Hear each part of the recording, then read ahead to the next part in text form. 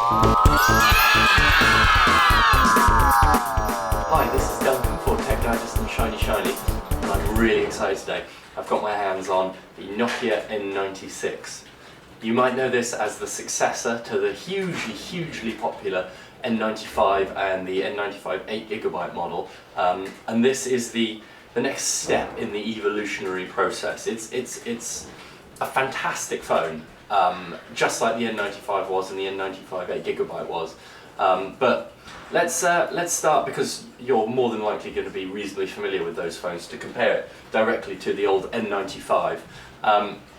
Size-wise, it's a tiny bit bigger. You don't know how well you can see that. It is a little bit on the slightly bigger side, but it makes up for that by being an awful lot sleeker, a lot nicer in its design. There's sort of like swish black plastic rather than the fairly chunky utilitarian design of the original N95. There are a couple of other little differences. There's now a stand on the back which lets you stand up the phone. It doesn't work on the sofa, but if it were a hard surface you'd be able to stand the phone up on its side so you can watch TV on it. The headphones socket has been moved from the side to the top, but you'll be glad to hear that it is still a 3.5-inch headphone jack. Really crucial if you like listening to music on your mobile device. It's got assisted GPS, which means that it now finds a lock very quickly in a matter of seconds, rather than the minute and a half or so that it always used to take on the N95 model.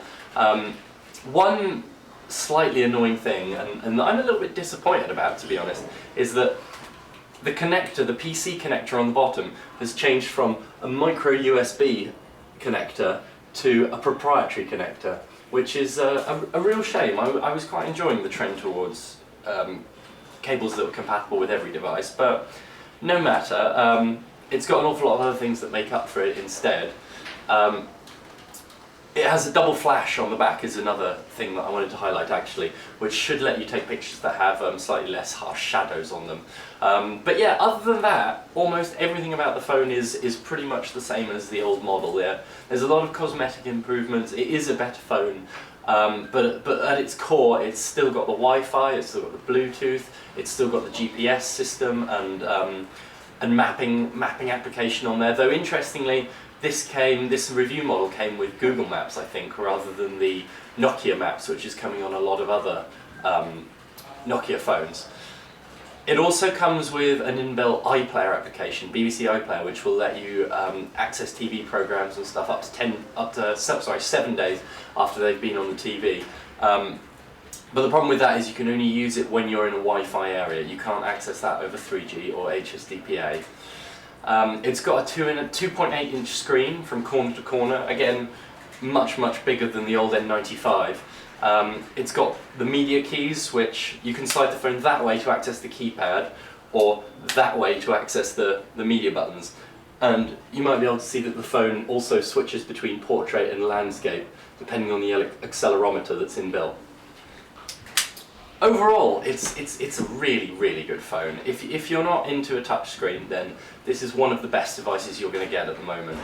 It's got everything you need. It doesn't have an 8-megapixel camera, but unless you're really serious about photography, you'll find that the camera on here, which does include all kinds of things like white balance and ISO settings, is more than ample for your needs. I think if you got this, you'd be really pleased with your decision.